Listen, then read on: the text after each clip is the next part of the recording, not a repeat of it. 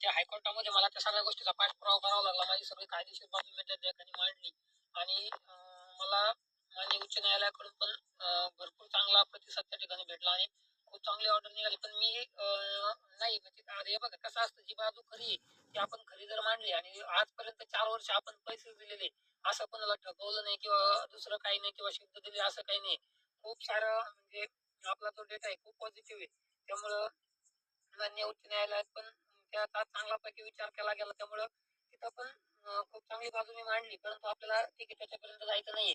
जे कोणाचे ऑब्लिगेशन काय जे होते त्याला आपण पुरून उरलो, त्यामुळे त्या गोष्टीचा काही विषय नाही. आणि आपलं जे कमिटमेंट मी तुम्हाला केलं होतं त्याप्रमाणे आपण येणाऱ्या सप्टेंबरमध्ये 20 तारखेपासून आपलं जे आहे चेक वगैरे काय ते कसं वाटप करणार वगैरे, तर ते आपण सगळं सुरू करतोय. म्हणजे सप्टेंबरच्या प्रथम आठवड्यात आपण आपलं ऑफिस चालू करणार. त्यानंतर तिथलं काय मेंटेनन्सची कामं वगैरे काय असतील ते आपण करून घेणार. कारण आता एवढ्या दिवसाचं बंद आहे म्हटलं, साहजिक मेंटेनन्सच्या कामाला वगैरे वेळ जाणार. सगळं माझं सिस्टम आणि डेटाबेस वगैरे सगळं ते मला क्लिअर करावं लागणार आहे. त्यानंतरच आपण आणि दुसरी गोष्ट पे आउट जे आपण वाटणार आहे काय चेकने वगैरे काय जो असेल ते आपण त्यानंतर क्लिअर करू. पण जे असेल ते पूर्ण आपण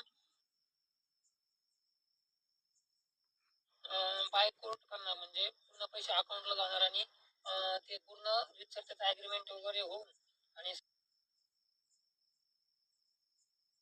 सगळं एनओसी वगैरे तुमच्याकडनं घेऊन, म्हणजे भविष्यात तुम्हाला माझ्याकडनं प्रॉब्लेम नको किंवा माझ्याकडनं न तुम्हाला नको अशा हिशोबात आपण ते करणार आहे. कारण तुमचे पैसे तर आपल्याला काही ठेवायचे नव्हते, पण तरी चांगल्यापैकी तुम्ही सगळ्यांनी मला रिस्पॉन्स दिला आणि खूप चांगलं सहकार्य केलं. त्याच्याबद्दल तुमचे म्हणजे खूप आभार मानावे लागतील. खूप सायलेंटली तुम्ही थांबवून घेतलं एवढ्या वेळेस आणि आपण त्याच्यामध्ये, त्यामुळे मी पण शांततेत काम करू शकलो. त्यामुळे सगळ्या गोष्टी ह्या क्लिअर होऊ शकल्या. नाही तर खूप मी पण गोंधळलो होतो आणि कुठेतरी मला पण थोडं डिप्रेशनमध्ये गेल्यासारखं झालं होतं. पण ठीक आहे, आपल्या सर्वांच्या सहकार्याने मी त्यातून बाहेर निघालो आणि सगळ्या गोष्टी ज्या आहेत त्या क्लिअर करू शकलो. ठीक आहे, सांगायचं एवढंच होतं. तुमचा काय जो पैसा असेल तो आपण रिलीज करतोय आणि या सगळ्यातून तुम्हाला नक्की मुक्तता भेटेल. कारण तुमचा पैसा होता, तुमच्या हक्काचा पैसा होता, तो मी तर ठेवू शकत नव्हतो. पण वातावरण एवढं निगेटिव्ह झालं होतं की प्रत्येकाला वाटायचं की नाही, हा पळून गेला, तो पळून गेला, तो पळून गेला. बाकीच्याबद्दल मला काय म्हणायचं नाहीये. कोण कधी आलं मार्केटमध्ये किंवा कोणी कोणाकडनं काय घेतलं, कोण का पळून गेलं, कधी पळून गेलं, मला त्याच्याशी काही घेणं देणं नाहीये.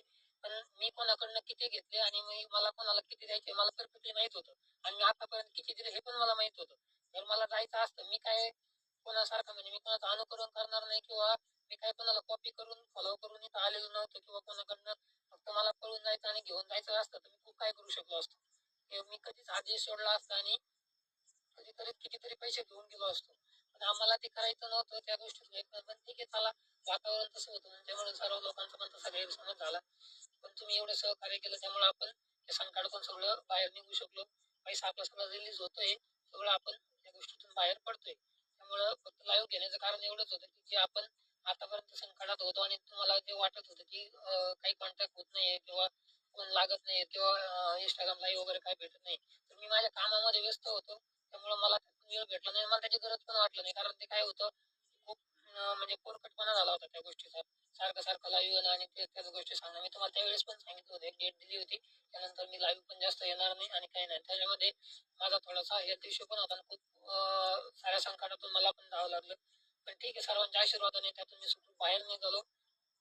आणि दुसरी महत्वाची गोष्ट, एकदा ऑफिस चालू झाल्यानंतर सर्वांना विनंती आहे, तुम्ही त्या ठिकाणी जाऊन काही गदारोळ आणि काही असे उलटे सुलटे कुठाने करायचे नाहीये. सगळ्यांना रीतसर नंबरशीर आणि जे काय असेल कायदेशीर प्रमाणे तसे ते पैसे भेटतील. तिथं कुणीही जाऊन दादागिरी आणि दुसऱ्या काही गोष्टी करायच्या नाही. ठीक आहे. अजून एक महत्वाची गोष्ट, हा ज्यांनी जे याच्यामध्ये कसं पोलीस स्टेशनला वगैरे कोर्टात इकडे तिकडे गेलेले, म्हणजे जे जे कायदेशीर प्रक्रियेत अडकलेले आहेत, म्हणजे जे त्या सिस्टम मध्ये जाऊन अडकलेत पैसे त्यांच्या वसुलीसाठी, तर त्यांना त्याच मार्गाने पैसे भेटतील. त्यांना ऑफिस कडनं त्यांची काही प्रोसेस होणार नाहीये. म्हणजे ज्यांनी कोर्टामध्ये काही फाईल केलं असेल किंवा आपलं पोलीस स्टेशनला वगैरे, म्हणजे जे अनडॉक्युमेंट गेले असतील तर त्यांनी कृपया त्याच मार्गाने घेणे, त्याचा पाठपुरावा आपण करून देऊ, त्यांना पण सहकार्य करू ते काढून घेण्यासाठी. म्हणजे त्यांचे पैसे निघण्यासाठी पण आपण त्यांना त्याच मार्गाने देणार आहे. म्हणजे असं नाही की दोन्ही मार्गाने, म्हणजे इकडनं आता लवकर इकडनं भेटतात इकडनं, असं काही प्रकार होणार नाही.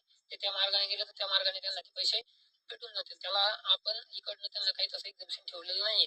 तर त्यांनी त्या मार्गाचा पूर्ण पाठपुरावा करावा, त्यांचं काय जे असेल तिकडं पाठपुरावा करावा आणि तिकडनं त्यांचे पैसे ते काढून घ्यावे.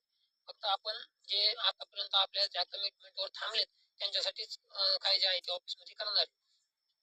ठीक आहे.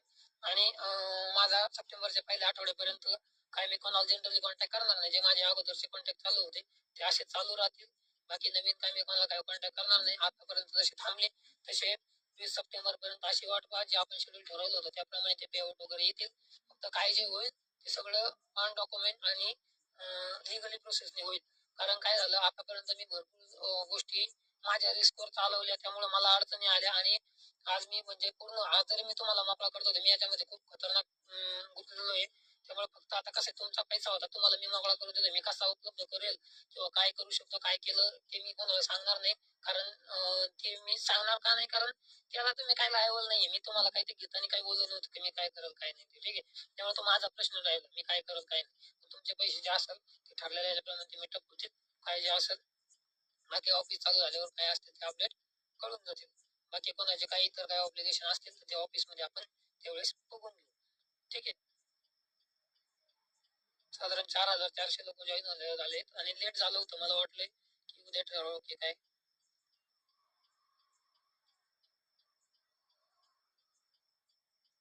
ठीक आहे, चालेल.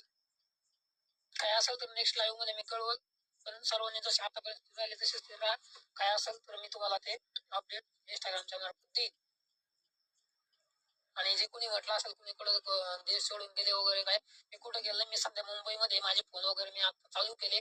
कोणी ट्रेस करू शकतं, त्याला काही जास्त अवघडती गोष्ट नाहीये. मी मुंबई सोडून कुठेही गेलेलो नाही.